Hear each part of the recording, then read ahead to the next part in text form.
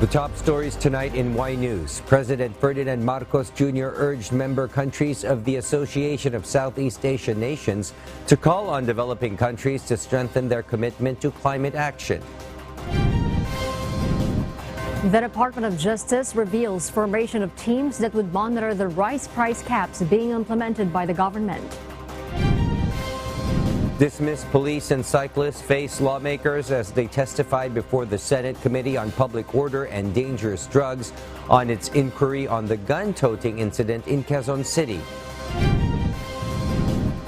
And find out how the recent Russian airstrikes on Ukrainian ports in close proximity to the border of the North Atlantic Treaty Organization impact global food prices. Good evening, Philippines and the world. Today is Tuesday, the 5th of September, 2023. Join us in the next hour as we deliver today's top stories around the Philippines and in other parts of the world. I am William Theo. We are also seen in 1,935 satellite monitoring centers nationwide and via live streaming worldwide through the UNTV News and Rescue social media channels. I am Arnie Delgado. First in the news, President Ferdinand Marcos Jr. has attended the 43rd Association of Southeast Asian Nations, or ASEAN Summit in Jakarta, Indonesia, where he tackled several issues like migrant workers' welfare, climate change, and the Philippines' hosting of ASEAN. Nel Maribuhok reports. President Ferdinand Marcos Jr. urged member countries of the Association of Southeast Asian Nations to call on developing countries to strengthen their commitment to climate action. In his intervention during the plenary of the ongoing 43rd ASEAN Summit here in Jakarta, Indonesia, President Marcos said that climate change is the most urgent threat to a country's progress. The most urgent threat to our progress is the impact of climate change. It is a looming reminder of the injustice of its disproportionate impact on our people. At the upcoming COP28, ASEAN must call on developed countries to heighten the implementation of their commitments. With the Philippines among the most disaster-prone countries in the world, President Marcos said the government will continue prioritizing international cooperation that will make ASEAN climate smart and disaster-ready, including through the ASEAN Center for Biodiversity. He also expressed the Philippines' readiness to chair the ASEAN Summit in 2026. It is my pleasure to announce that the Philippines is ready to take the helm and chair of ASEAN in 2026. We will fortify the foundations of our community building and navigate ASEAN as it embarks on a new chapter. President Marcos also highlighted the importance of the Regional Comprehensive Economic Partnership, or RCEP, to increasing production and strengthening the supply chain resiliency.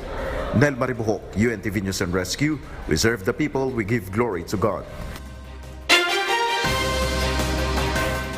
Rice retailers expect subsidy from the government in order to adhere with the executive order mandating price cap on rice. JP Nunez will tell us why.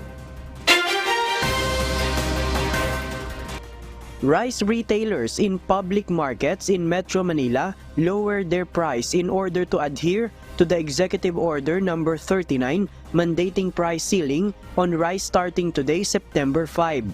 Regular milled rice should not exceed 41 pesos per kilo, while well-milled rice should not be higher than 45 pesos per kilo.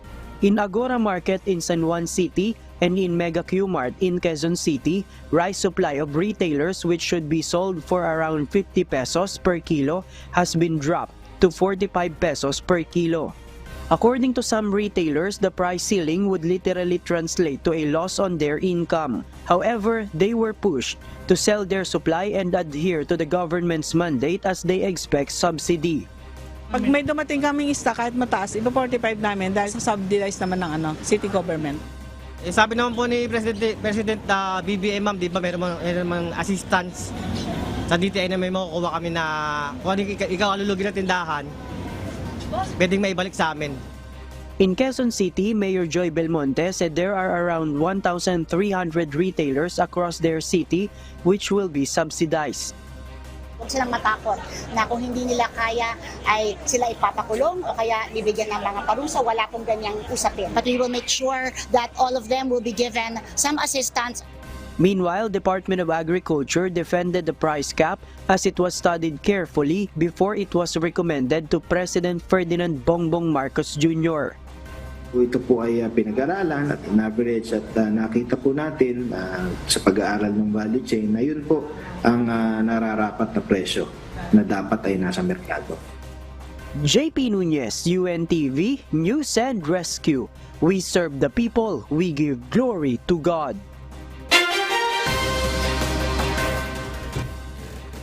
The Department of Justice, or DOJ, is forming teams that will monitor the price caps being implemented by the government. Dante Amento tells us why. To ensure the sellers' compliance over the rice price caps being implemented by the government, Department of Justice, or DOJ, Chief Crispin Boyeng Rimulya revealed they are forming teams that would monitor the markets. The teams will also investigate those who benefit from the high price of rice. Pinag-aaralan natin ang merkado ngayon, ang supply side pinag-aaralan natin para alam natin talaga kung saan nanggagaling itong mga taong ito. Kung saan, kung ano ang kanilang basihan sa kanila pagrepresyo ng matataas at bakit gano'n na nangyayari. Rimulya further said they will determine possible complaints or cases to be filed against the perpetrators. Ang pinakamabigat niya siyempre economic sabotage, which is non-bailable. Mga profiteering and other crimes that are against commercial interests of sa taong bayan. The DOJ is also investigating the smuggling and hoarding activities in the country, such as of the agricultural products. President Ferdinand Marcos Jr., during his second State of the Nation address, or SONA, stressed the fight against these illicit activities. Dante Amento, UNTV, News and Rescue. We serve the people. We give glory to God. The Philippine Statistics Authority, or PSA, stated that the inflation rate for the month of August rose anew to 5.3%. Meanwhile, vendors and consumers continue to highlight the impact of inflation on vegetables and rice. Bernadette Dinoy will tell us why. The Philippine Statistics Authority, PSA, reports that the inflation rate for the month of August quickens to 5.3%. Ang headline inflation o ang pagtaas ng presyo ng mga produkto at serbisyo sa bansa ay bumilis sa antas na 5.3% nitong Agosto 2023. According to the PSA, the main factors contributing to the acceleration of the inflation rate in August are food and non-alcoholic beverages as well as transportation. PSA Undersecretary and National Statistician Dennis Mapa stated that the implementation of price cap might affect the inflation rate. Magkakaroon siya ng adjustment, pero of course we will be computing it year on year. So last year kasi hindi ganun kataas yung presyo ng bigas. So definitely meron pa rin yung contribution sa year-on-year inflation. But of course we will have to wait for the data that will be collected by our field officers. Meanwhile, some vendors and consumers reiterate the effects of high price of basic commodities. Importante sa akin yung kalusugan ng mga anak ko. So kahit medyo mahal, nag-a-adjust na lang po ako sa budget. Nahirapan din kami magbenta. Maraming nagreklamo. Bernadette Tinoy, UNTV News and Rescue. We serve the people, we give glory to God.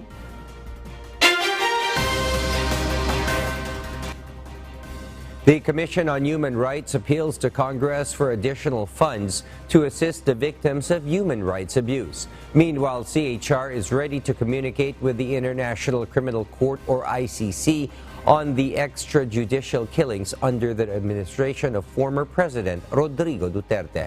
Rosalie Cos will tell us why. Only 976.3 million pesos is allocated to the Commission on Human Rights, or CHR, by the Department of Budget and Management for 2024. This is 25.6 million less than the 2023 CHR's budget of 1 billion pesos. According to CHR Chairperson Attorney Richard Palpalatok, the decrease will greatly affect the financial assistance CHR provides for the victims of human rights violations in the country. From 30,000 pesos cash assistance in previous years, this may be lowered to 10,000 pesos only per victim. Thus, he appeals for higher budget to the Congress. Well, it is a very meager amount, Your Honor, considering the nature why it is given. 10,000 pesos for a violation of human rights is, well, should I say, insulting to a victim of human rights violation. We want to give more if we are able to, but as I said, we lack the funds for that. Meanwhile, CHR reiterated its position to cooperate with the International Criminal Court, or ICC, on the investigation of alleged extrajudicial killings during the drug war of the administration of former President Rodrigo Duterte. CHR chair made a statement during the House budget deliberation of CHR's 2024 proposed budget. CHR said it is willing to submit the report from the investigations they made in relation to the drug war. Probably to provide evidence that were already gathered by the Commission on Human Rights in the previous investigation. However, CHR Chair Attorney Palpalato clarified it has yet to coordinate with or send a communication to ICC regarding this. Rosa Licoz, UNTV News and Rescue. We serve the people, we give glory to God.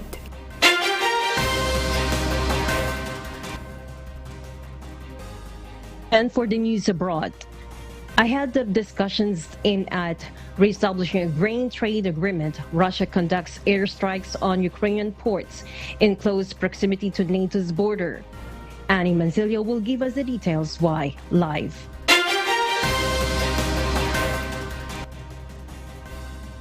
Good evening, Annie. Good evening, Kathy. A day before Russian President Vladimir Putin is expected to discuss bringing back a grain export deal with Turkish President Tayyip Erdogan, Ukrainian port facilities on the Danube River used for food exports was attacked by Russian forces on Sunday, 3rd of September. These attacks specifically targeted port infrastructure that resulted in a fire outbreak that was brought under control. A regional military spokesperson confirmed that a minimum of 2 individuals sustained injuries due to the strikes. The Ukrainian Air Force reported 25 drones were used in overnight attacks on the Odessa region, wherein 22 were shot down. Russia's Ministry of Defense issued a statement on its intent to strike at fuel storage facilities in Ukraine's Reni port, important for supplying Ukraine's military. The Russian statement added that the attack was successful, with all assigned targets neutralized.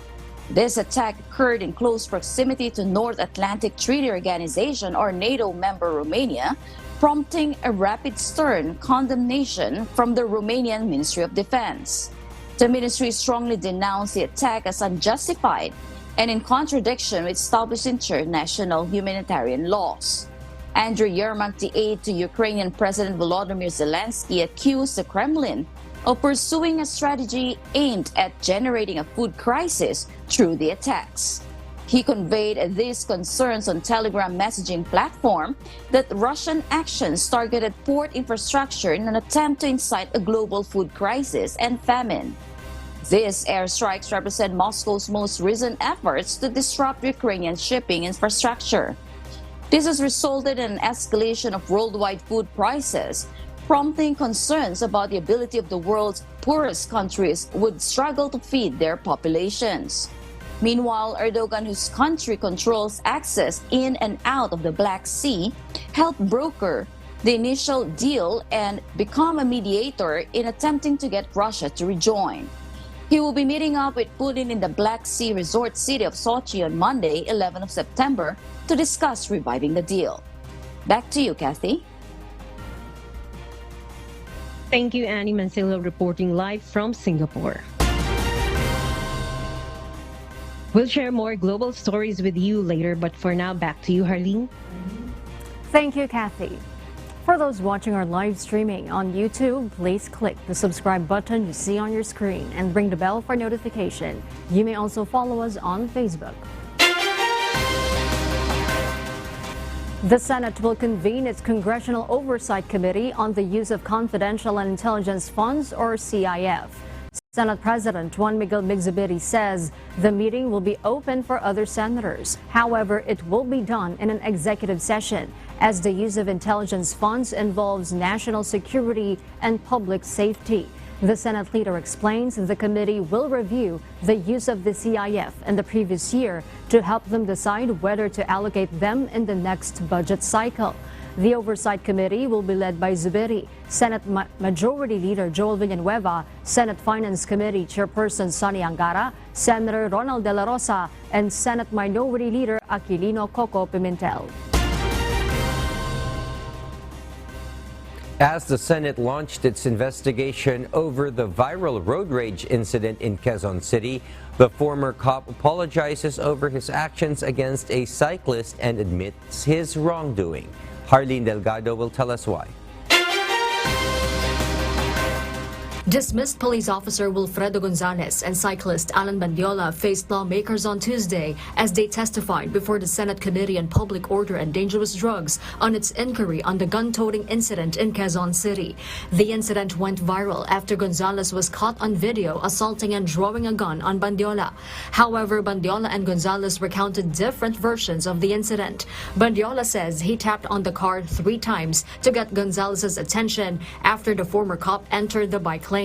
He claims Gonzalez already appeared hot-headed until it came to a point that the former cop cut his way while traversing Quezon Avenue. So wala po akong choice kasi pag hindi ko po tinapik yung kotse niya, either matumba ako sa kotse niya, masagasaan po ako, o mabagsakan ko yung mga pasahero na nag-aabang ng sasakyan.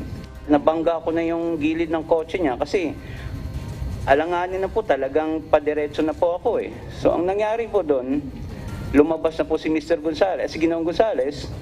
Tapos yun nga po, bigla niya akong sinapok ngayon, nasa lubong ko rin ng helmet. Normal lang naman po siguro sa atin na kahit sino pong sapokin sa atin, magre-react po talaga. But Gonzalez claims Bandiola cursed at him and allegedly punched the roof of his car while wearing a glove with hard knuckles. Senators then thumbed down Gonzalez's claim with a photo showing that Bandiola was not wearing any gloves. Pagtayo ko sa kotse ko, nakita ko, bisikleta. Sabi niya, minura niya ho ako ng PI eh. Sabi niya, PI, ka. Bigla ka po preno, kung hindi ka ba naman huminto ng bigla, hindi kita mababangga. Ang dali ah.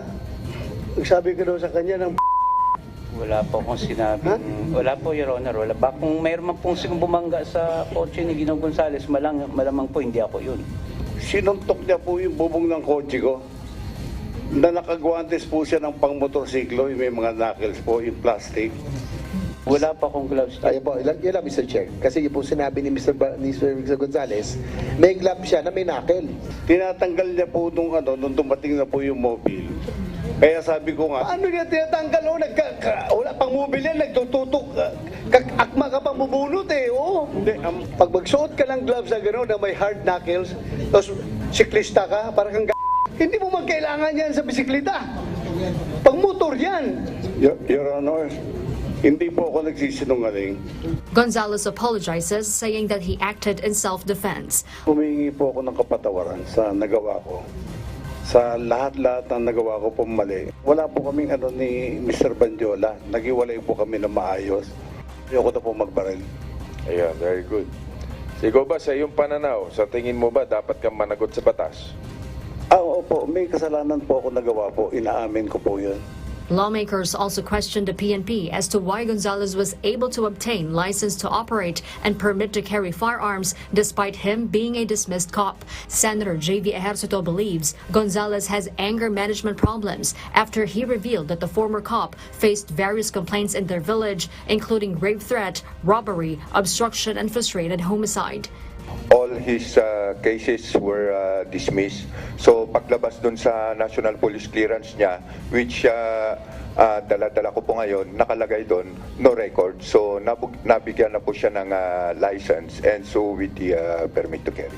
The Senate panel's chairperson, Senator Ronald De La Rosa, says they will study the proposed anti-road rage law for the government to go after erring motorists who will be involved in road rage incidents even without private complainants. Harleen Delgado, UNTV News and Rescue. We serve the people. We give glory to God. The Manila Regional Court Branch 51 issued a warrant of arrest against expelled Negros Oriental 3rd District Congressman Arnie Teves Jr. and 3 others. This is over the death of Negros Oriental Governor Roel Degamo and some civilians in the so-called Pamplona massacre last March 4, 2023. The court has found probable cause to issue arrest warrants against Teves and his co-accused. Teves Jr. is facing multiple charges, including murder, frustrated murder, and attempted murder. Meanwhile, in an earlier interview, Justice Secretary Crispin Boying Remulla stated that they would seek the assistance of United Nations member states to facilitate Teves's return to the country to face trial. Meanwhile, the Philippine Coast Guard has issued revised guidelines on sailing rules when the tropical cyclone wind signal number 1 is hoisted. Ships and roll-on, roll-off or ro-ro vessels will be allowed to travel, but certain conditions must be met.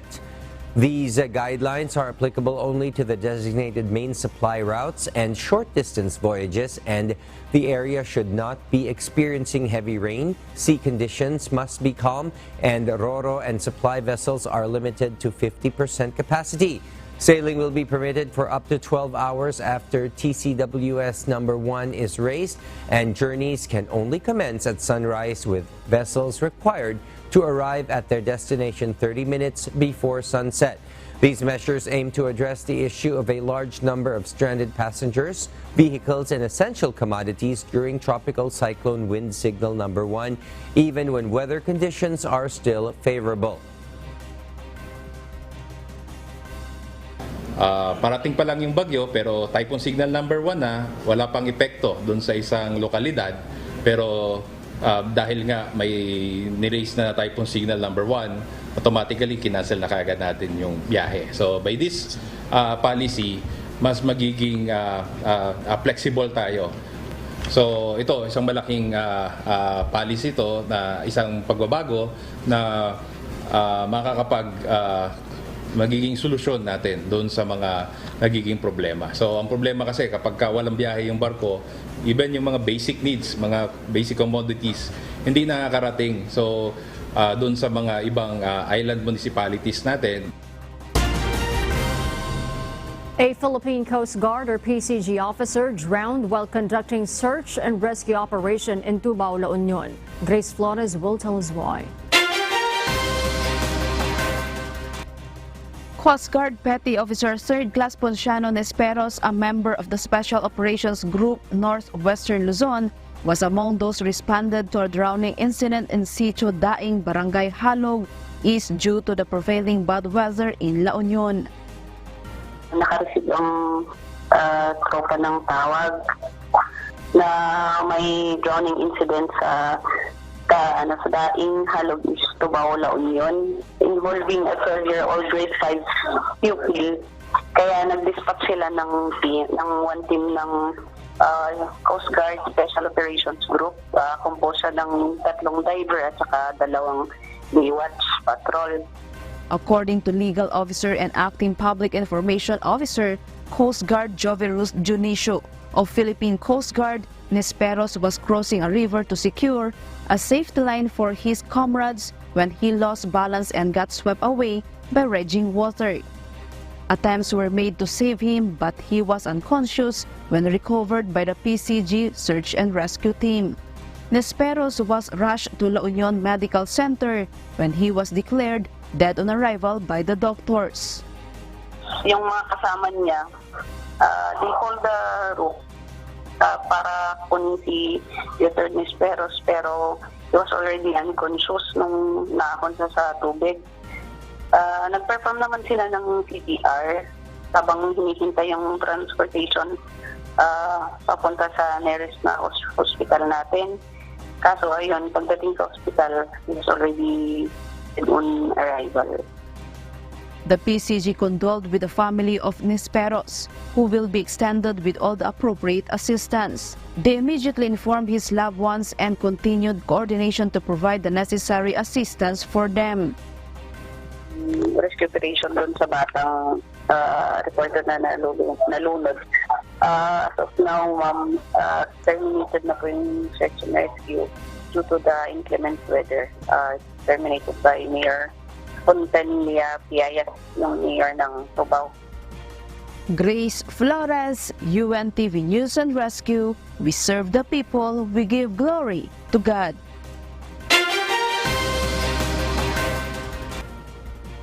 Tropical cyclone Ineng is expected to exit the Philippine area of responsibility tonight or tomorrow morning. As of 4 p.m., it was located at 990 kilometers east of extreme northern Luzon.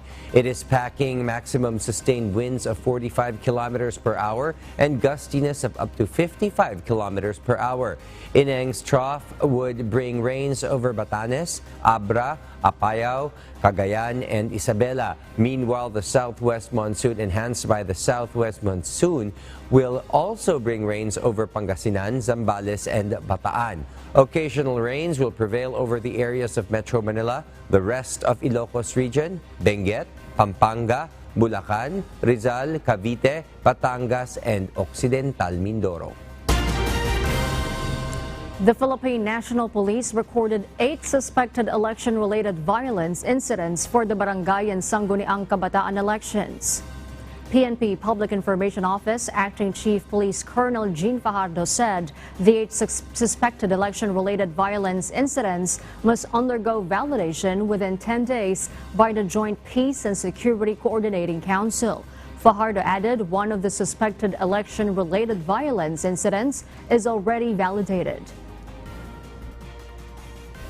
Dito po sa mga insidente po na ito ay yung mga particularly isa po yung na-validate na po natin as validated election-related incidents. Particularly yung insidente po dyan po sa Libon, Albay. Yung ang victims po dyan ay incumbent na barangay captain at nag-file na po siya ng Certificate of Candidacy.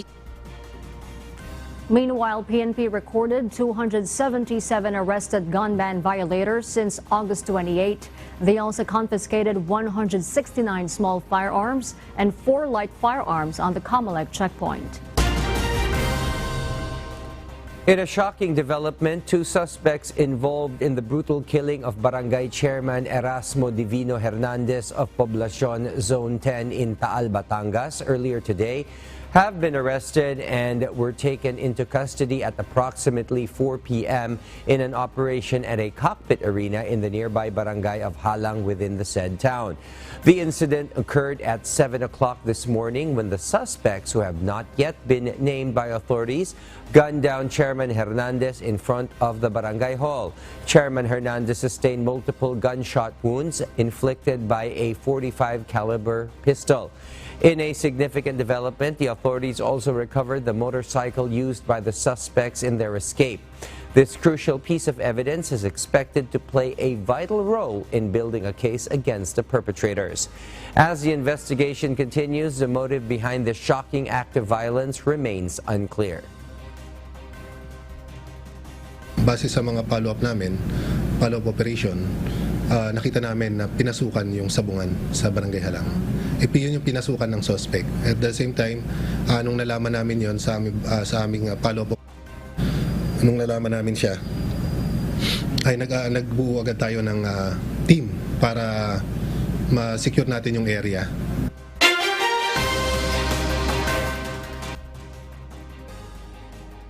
And in other global news, North Korean leader Kim Jong-un has planned to visit Russia this month with the potential discussion of supplying war weapons to the country.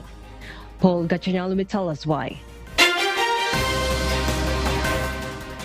New York Times, a daily newspaper company in the United States, has released on their Monday issue, September 4, the upcoming meeting of North Korean leader Kim Jong-un and Russian President Vladimir Putin this month. According to the article, Kim would travel from Pyongyang to Vladivostok via armored train where he would meet Putin with the possible talks of supplying weapons for the war in Ukraine, citing U.S. and allied sources. This allegedly comes after Russian Defense Minister Sergei Shoigu had tried on a visit to North Korea to convince Pyongyang to sell artillery ammunition to Russia. However, no exact date was mentioned on when this meeting will take place, but both are expected to attend the Eastern Economic Forum on September 10 to 13, where other world leaders are also expected to attend. The White House, on the other hand, had no official statement regarding this report, but National Security spokesman John Kirby had previously said on August 30 that the U.S. is aware and concerned about the actively advancing arms negotiation of the both countries. Paul Gatchalian, UNTV News and Rescue. We serve the people. We give glory to God.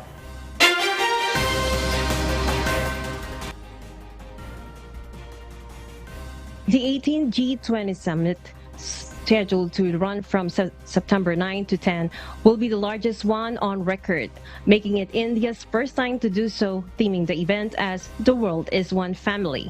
Security has been enhanced in the capital, with anti-drone systems being provided and over 130,000 police and paramilitary personnel. Discussions surrounding more loans, developing nations, multilateral institutions, debt architecture, cryptocurrency regulations, and uncertainties with the security of food and energy. Meanwhile, for India's year-long presidency, the nation has decorated their capital city with an array of ornamental flowers, with infrastructure being retouched with fresh coats of paints.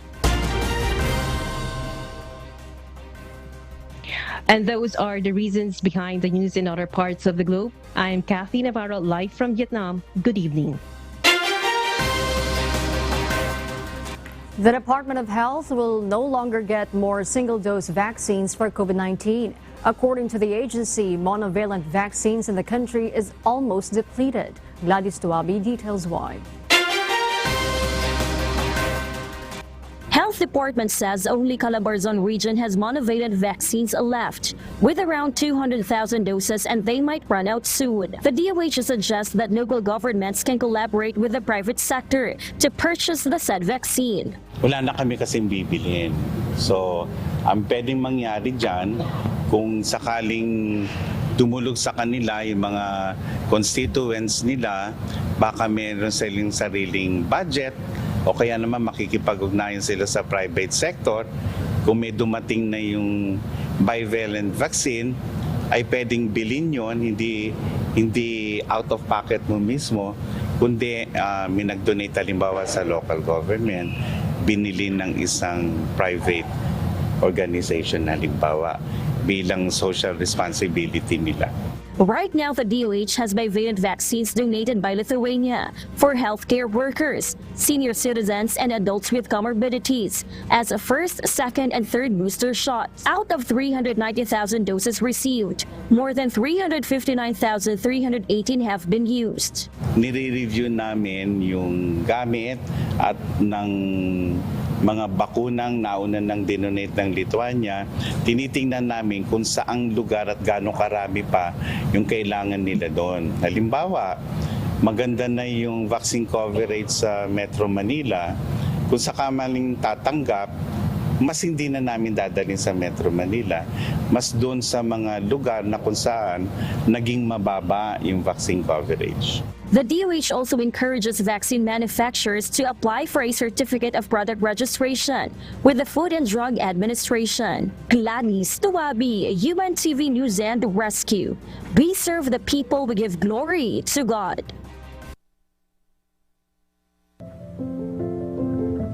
Our kasangbahay, as the world faces these trying times amid the various challenges and uncertainties, we are inviting everyone to join the global prayer for humanity. Good day. I'm Brother Eli Soriano of the members of the Church of God International. I want to invite you to join us in a minute of prayer every day to pray for humanity and the whole world as we go through these perilous times.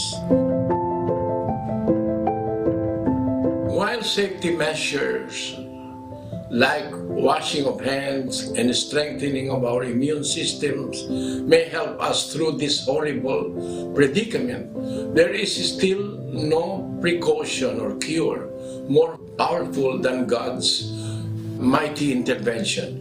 And we need His intervention now more than ever.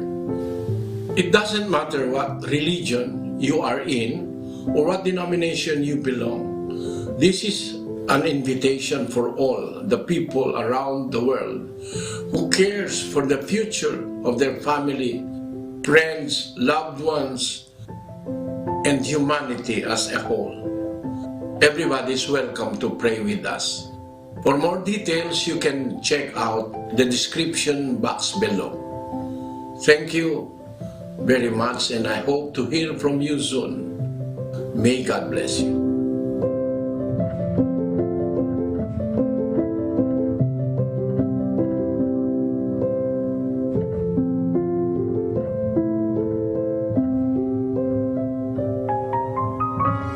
And before we close, we will leave you with a word, giving glory to God. From the book of Proverbs, chapter 6, verse 34, it says, "For jealousy is the rage of a man, therefore he will not spare in the day of vengeance."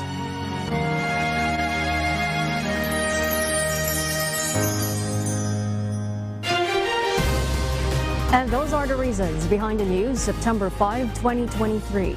Reasons we deliver to you as they unfold. I am Arnie Teves. And because we need to know, we will always ask why. I am William Theo. We serve the people. We give glory to God.